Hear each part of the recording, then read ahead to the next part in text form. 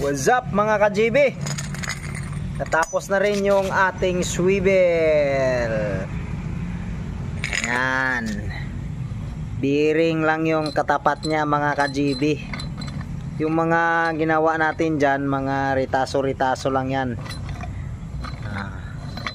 Masusubukan na po ito mga ka-GB pag simula ng bagong trabaho natin. Ayan, swivel natin. Ito yung pinakaunang gawa natin na swivel na improvise. So ayan, ma-improve pa natin ito mga ka-GB sa susunod natin na gawa.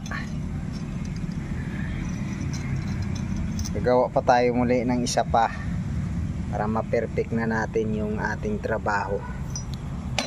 Matagal ko din ito nga diniscover mga ka-GB, kasi kapag bibili pa tayo ng oil seal,